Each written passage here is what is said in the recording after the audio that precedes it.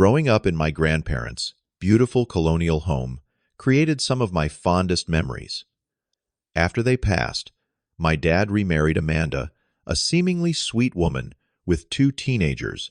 Everything changed when Dad unexpectedly died last year. Amanda transformed overnight, demanding $800 monthly rent from me while her kids lived free. What she never knew was that my grandparents had secretly left the $1.2 million house to me, not my father. Before I share this wild journey, let me know where you are watching from and hit subscribe to support more stories like mine. The scent of apple pie and cinnamon always brings me back to that kitchen. My grandparents, Richard and Eleanor Miller, bought their colonial-style house in Fairfield, Connecticut back in 1978 for what seemed like a fortune then, but was just a fraction of its current $1.2 million value. That house, with its wraparound porch and maple trees lining the driveway, was where I, Darrell Miller, spent half my childhood. My parents divorced when I was 8, and while they shared custody, I gravitated toward my grandparents' house whenever possible. Mom lived in a small apartment across town, while Dad traveled frequently for his consulting job. Grandma and Grandpa became my safe harbor in the storm of a broken family. The colonial house was something special. 4 bedrooms, 3 bathrooms, hardwood floors throughout, and an attic that Grandpa had converted into the most amazing library you could imagine. The living room had these bay windows that flooded the space with light, making the antique furniture glow on sunny afternoons. My favorite spot was the window seat in the kitchen nook, where I would sit for hours reading or watching Grandma garden. When I turned 16, everything changed. Grandpa suffered a massive stroke, and within 3 months we lost him. Grandma, seemingly unable to live without her partner of 50 years, followed just 6 weeks later. Their deaths devastated our family, especially me. They had been more like parents than grandparents to me. According to what we all understood at the time, my father inherited the house. He moved in shortly after the funerals, and I split my time between Mom apartment and the house I had always loved. Growing up in my grandparents' beautiful colonial home created some of my fondest memories. After they passed, my dad remarried Amanda, a seemingly sweet woman with 2 teenagers. Everything changed when Dad unexpectedly died last year. Amanda transformed overnight, demanding $800 monthly rent from me while her kids lived free. What she never knew was that my grandparents had secretly left the $1.2 million house to me, not my father. At least that is what I thought at first. Dad fell hard and fast. After only 6 months of dating, they were married in a small ceremony in the backyard of what used to be my grandparents' house. I was 19 by then, in my first year of college at UConn, commuting from home to save money. I was genuinely happy for Dad. He had been alone for so long, first through the divorce, and then losing his parents in such a short time span. The first year of their marriage, things seemed pretty good. There were adjustments, of course. Jordan and Kaylee moved into the house, taking over 2 of the bedrooms. Jordan got the guest room, while Kaylee took the room that had been mine as a child, forcing me to move my things to the smaller office downstairs when I stayed over. I told myself it was fine. They lived there full-time, while I was mostly at college or at Mom's place. Small tensions started appearing around the 1-year mark. I would come home to find my belongings moved or missing entirely. My privacy seemed like a concept the step-siblings had never heard of. Jordan, a tall, athletic kid with perpetually messy brown hair, would borrow my car without asking. Kaylee, who styled herself as some kind of fashion influencer, would raid the mini fridge I kept in my room for her friends during their weekend gatherings. Amanda began showing her true colors in subtle ways. She rearranged furniture that had been in the same place since my grandparents' time. Family photos where I was featured prominently mysteriously ended up in drawers rather than on display. She would make comments about how much food I ate when I was home, or how long my showers were, always with that same plastic smile that never reached her eyes. Throughout all this, I kept my head down and focused on my education. I was studying architectural engineering, inspired by the beautiful details of my grandparents' home. I worked part-time at a local coffee shop to pay for books and expenses, determined not to ask Dad for money. He seemed happy, and that was all that mattered to me. Then came the diagnosis. Dad had been feeling tired, losing weight, without trying. What we thought was stress turned out to be pancreatic cancer, already in stage 4 by the time they caught it. The prognosis was grim from the start. 6 months, maybe less. Those months were a blur of hospital visits, medications, and watching my strong father wither away before my eyes. Amanda, to her credit, seemed devoted during this time. She was always by his side, managing his medications, coordinating with doctors. The step-siblings were subdued, seemingly affected by the gravity of the situation. On his final night, Dad asked to speak with me alone. Amanda protested, but he insisted. When we were finally alone, he gripped my hand with surprising strength.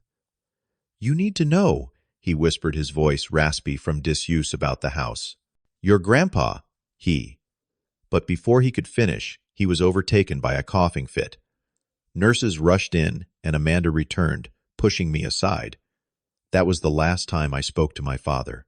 He slipped into unconsciousness that night and passed away early the next morning. At the funeral, Amanda played the role of grieving widow perfectly.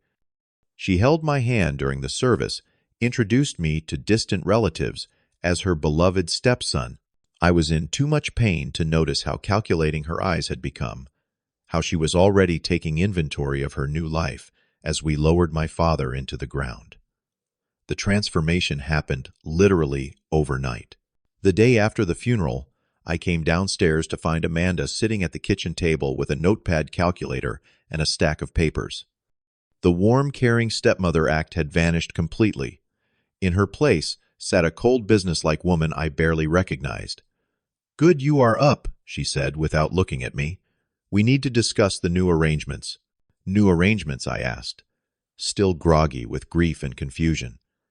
Amanda finally looked up, her face completely devoid of the sympathetic expression she had worn throughout Dad's illness and funeral. "Yes, Daryl. You are 21 now, an adult. Things need to change around here." I stood there in shock as she explained that since the house was now hers, as Dad's widow, she expected me to begin paying rent, not just a token amount, but $800 per month. $800 that I simply did not have as a full-time student working part-time.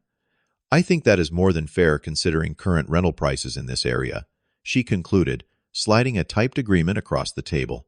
"This formalizes our arrangement. I will need the first payment by next week." "But what about Jordan and Kaylee?" I asked, noticing their names were nowhere on the agreement. "They are older than me. Are they paying rent too?" Amanda narrowed her eyes. "My children are still in high school. You are an adult with a job, and this is my house now. Those are my terms if you want to continue living here." Grief and shock made me compliant. I signed the paper telling myself it was temporary, just until I finished college. I picked up extra shifts at the coffee shop and found a weekend job at a local hardware store. Between work classes and commuting, I was exhausted all the time. My grades began to slip from A's to B's and then to C's, but I paid the rent on time every month. While I worked myself to exhaustion, the true nature of my new family arrangement became crystal clear. Jordan, now 18 and working part-time at a sporting goods store, contributed nothing to the household. Instead, he bought himself a used motorcycle that he parked in the garage, displacing my 10-year-old Honda to the driveway where it was damaged in a hailstorm, resulting in repairs I could not afford. Kaylee was worse in many ways. At 16, she had developed her mother's sense of entitlement, combined with teenage self-absorption. She began throwing parties whenever Amanda went out of town, which was increasingly frequent as she enjoyed her new status as a wealthy widow. I would return from a late shift to find my food eaten, my belongings moved or broken, and once my bed used by couples who could not wait to get to a private location. When I complained to Amanda, She dismissed my concerns. "You should be out with friends your own age anyway, not worrying about what my children are doing," she said. "If you do not like the situation, you are free to find another place to live." The final insult came 3 months after Dad's death. I returned home to find Jordan and his friends moving furniture out of my downstairs room. "What are you doing?" I demanded, blocking the doorway as they tried to carry out my desk. Mom said, "I could have this room now," Jordan said with a smirk. "Your stuff is in boxes in the garage. You are moving to the attic." The attic. My grandfather's beautiful library had been converted into a storage space under Amanda's direction. It was freezing in winter, sweltering in summer, with no proper insulation, and accessible only by a narrow staircase. I confronted Amanda that evening. "That room is larger, and Jordan needs the space for his weights and gaming setup," she explained, without looking up from her magazine. "The attic is more than adequate for a single person." That night, as I lay on a hastily assembled bed, surrounded by boxes of my possessions, I heard Amanda on the phone in the hallway below. "The realtor thinks we can get at least $1.4 million if we update the kitchen and master bath," she was saying. "I am thinking of putting it on the market next spring." She was planning to sell my grandparents' home, my home. Something inside me broke that night, but something else hardened with resolve. The next day, as I was searching through boxes for a textbook I needed, I came across a collection of my grandfather's old books. A business card fell from between the pages of one Thomas Williams, attorney at law. The name sounded vaguely familiar, and on impulse, I pocketed the card. That afternoon, between classes, I called the number, not expecting it to still be in service after all these years. To my surprise, Thomas Williams was still practicing law, though nearing retirement. When I mentioned my grandfather's name, there was a long pause on the line. "Richard Miller's son, you say?" "The grandson." "We should meet in person," Mr. Williams said, his tone unreadable. "How about tomorrow morning?" The next day, I sat across from a thin, silver-haired man in a wood-paneled office downtown. He studied me over reading glasses, then opened a file on his desk.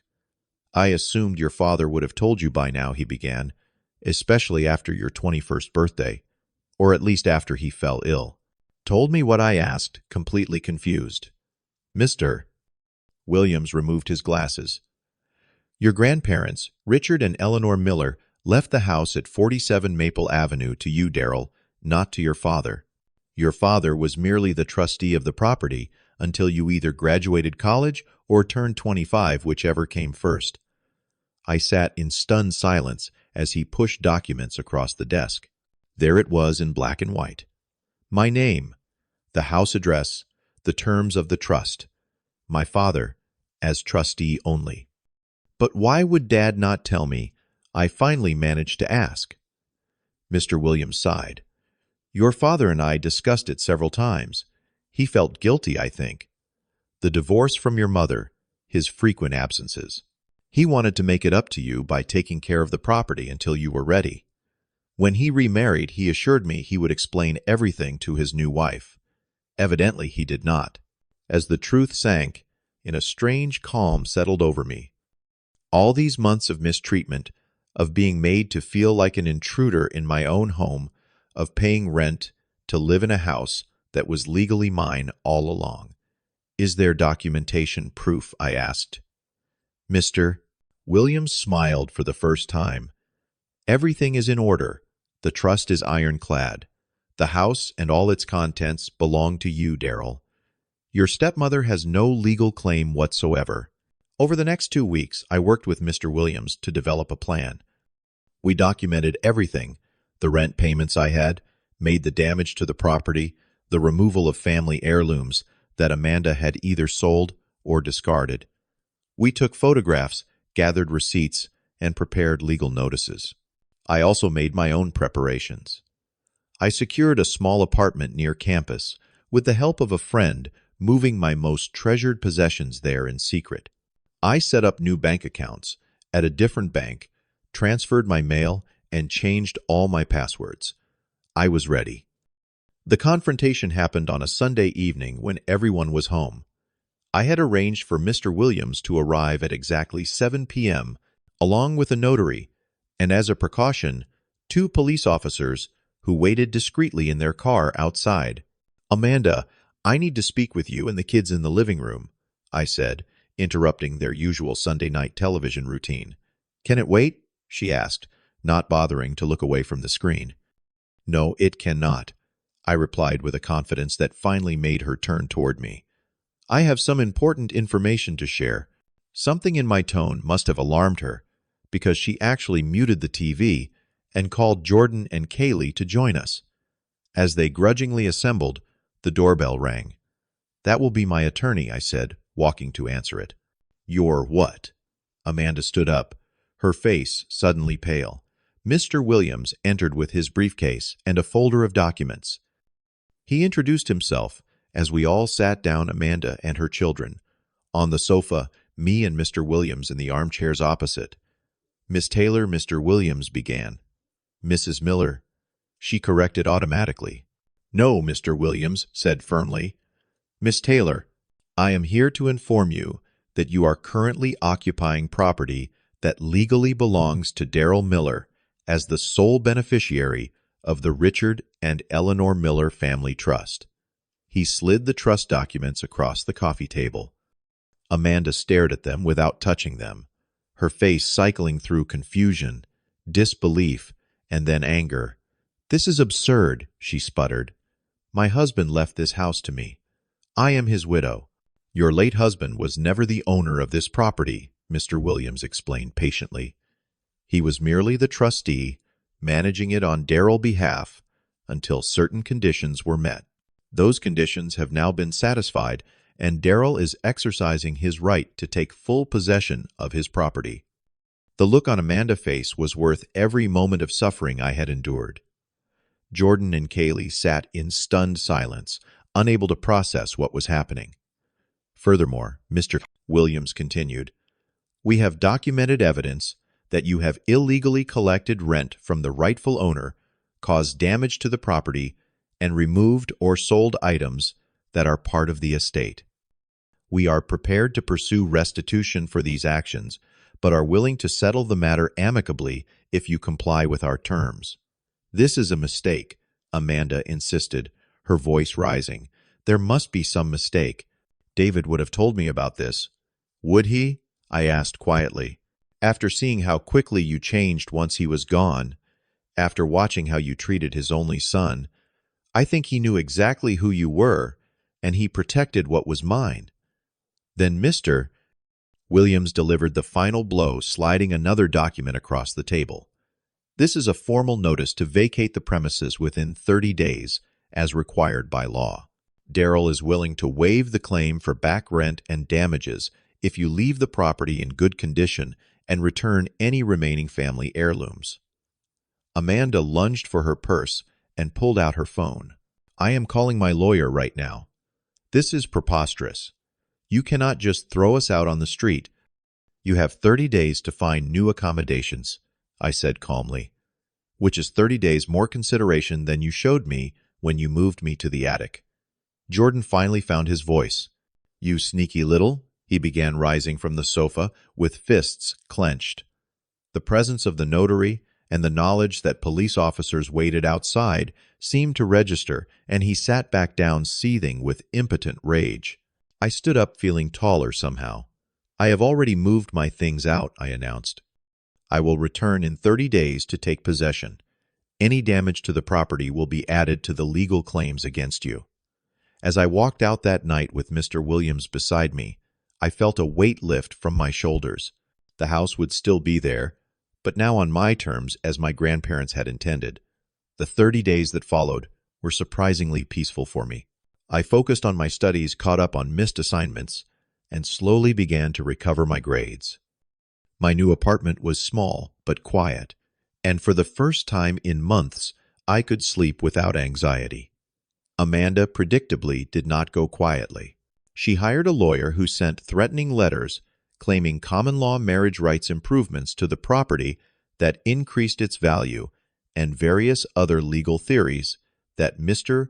Williams dismissed as desperate grasping at straws. "You, grandmother, anticipated something like this," Mr. Williams told me during one of our meetings. "That is why the trust was written so meticulously. There is no legal path for your stepmother to challenge your ownership." When the 30 days were up, I arrived at the house with Mr. Williams, a locksmith, and the same two police officers who had been present for the initial confrontation. I half expected to find Amanda and her children still there, forcing a physical eviction, but to my surprise, the house was empty. Empty and damaged. They had taken their frustration out on the property in petty, spiteful ways. Scratches on the hardwood floors where furniture had been dragged. Holes in walls that had held family photographs. Water damage in the kitchen from a deliberately clogged sink.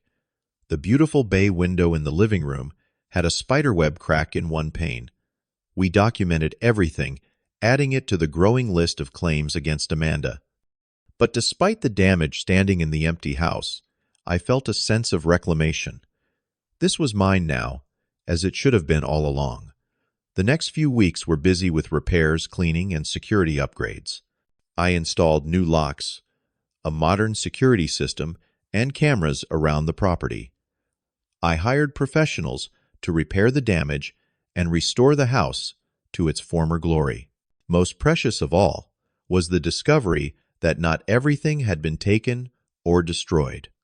In the attic behind a false wall that my grandfather had shown me years ago, I found boxes of family heirlooms, photo albums, my grandmother jewelry, my grandfather collection of first edition books. Amanda had never discovered this hidden storage space, a final gift from my grandparents' foresight. As I settled back into the house, I was surprised to receive visitors. Neighbors who had known my grandparents and father came by often with food and housewarming gifts. Many expressed their relief that I had reclaimed the property. The Johnston family next door told me how Amanda had alienated everyone on the block with her entitlement and rudeness. Mrs. Johnston, who had been my grandmother's best friend, hugged me tightly. "Eleanor and Richard would be so proud of you," she said. "They always said this house was meant for you." Through these conversations, I learned more about Amanda's attempts to ingratiate herself into the community after my father's death, positioning herself as the wealthy widow, doing her best with a troublesome stepson. When I disappeared from the house, she had spread rumors that I had dropped out of college and run off with a bad crowd. The neighbors' satisfaction at her comeuppance was evident.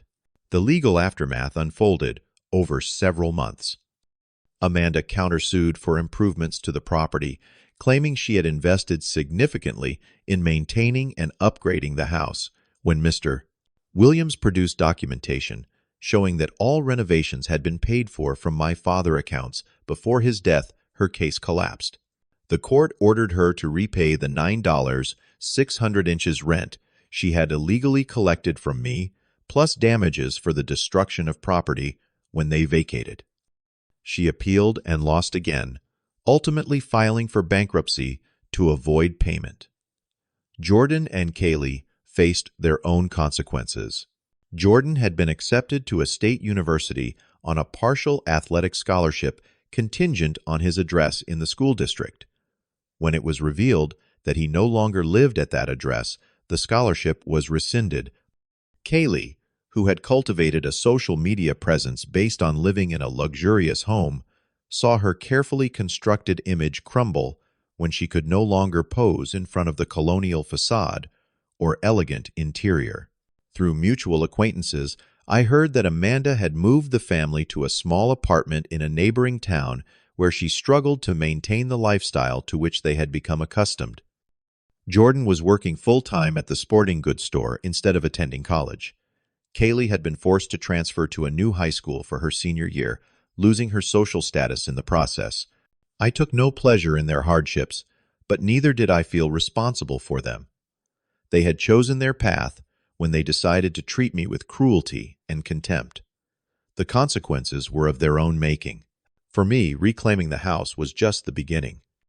With no rent to pay and the financial security of owning a valuable property, I was able to reduce my work hours and focus on completing my degree. I maintained the property, meticulously honoring my grandparents' legacy with every repair and improvement. The most meaningful change was transforming the attic back into the library my grandfather had created. I restored the bookshelves, refurbished the reading nook under the dormer window, and returned his precious books to their rightful place. It became my favorite spot in the house, a place where I felt his presence most strongly. In that library, going through some of my grandfather's personal papers, I found letters he had written to my father, explaining his decision to leave the house to me. He had seen how I loved the house, how I appreciated its history and character. He believed I would be its proper caretaker, maintaining not just the physical structure, but the spirit of family and warmth that made it a home. Finding those letters brought healing. I understood now why my father had kept the truth from Amanda, why he had tried to tell me in his final moments. He had been protecting my inheritance, ensuring that the house would be mine when the time was right. The house felt different now that it was truly mine. The emptiness that had initially seemed oppressive gradually transformed into spaciousness, possibility, freedom. I invited friends over, hosted small gatherings, and slowly created new memories to layer over the painful ones of the previous year. 6 months after taking possession, I received an unexpected letter with no return address. Inside was a brief note from Amanda. "I still believe I deserved that house after everything I did for your father," it read. "But I understand now that he never intended for me to have it. Perhaps he knew me better than I thought." There was no apology, no admission of wrongdoing, just a grudging acknowledgement of defeat. I did not respond, seeing no point in continuing any connection. Instead, I focused on moving forward. I established a small scholarship in my grandparents' names at the local community college. I volunteered with a housing advocacy group, helping others understand their legal rights as tenants and homeowners. The painful experience had given me perspective and purpose. As I sit here now, 2 years later, in the window seat where I spent so many hours as a child, I can look back on that dark period with a sense of perspective. The house around me feels settled, peaceful. It has become my home again, free from the tension and hostility that poisoned it during Amanda's reign. I graduated last spring with my degree in architectural engineering and have started a small design firm specializing in restoring historic homes like this one. The work is fulfilling a perfect blend of creativity and technical skill and allows me to work from home in the office that was once my grandfather. The journey from frightened, grieving son to confident homeowner taught me valuable lessons about standing up for myself, about recognizing toxic relationships and having the courage to end them. But perhaps the most important lesson was about the different meanings of family. Blood ties matter, of course. The love my grandparents showed, by ensuring I would have this house long after they were gone, demonstrates that. But chosen family matters too. The neighbors who supported me, Mr. Williams who fought for my rights, the friends who helped me move and rebuild, these connections freely given and maintained have proven just as valuable as any inheritance. Amanda and her children have faded into the background of my life, appearing occasionally in social media updates or community gossip. Jordan apparently moved to another state for work. Kaylee graduated high school and is attending a local college. Amanda, I heard, remarried recently. I wish them no ill will, but I keep my distance, having learned the hard price of false family bonds. The house will always bear the imprint of those who lived here. My grandparents' presence in the careful craftsmanship and thoughtful design. My father's brief stewardship in the modern upgrades and practical improvements. Even Amanda left her mark, though most of it has been painted over or repaired. And now I am adding my own chapter to the house story, preserving the best of its history while creating space for future generations. Sometimes when the evening light hits the living room just right, I imagine my grandparents sitting in their favorite chairs, nodding with approval at what their grandson has done with their legacy. In those moments, I feel a profound gratitude, not just for the material gift they left me, but for the lesson in justice and perseverance that came with it. Have you ever had to stand up for something that was rightfully yours? Or dealt with family members who tried to take advantage of you? Let me know in the comments below. If this story resonated with you, please hit the like button and subscribe to hear more real-life experiences. Share this with someone who might need encouragement to stand up for themselves. Thank you for listening to my story, and remember that sometimes the most important inheritance is not what is written in a will, but the strength to protect what matters most to you.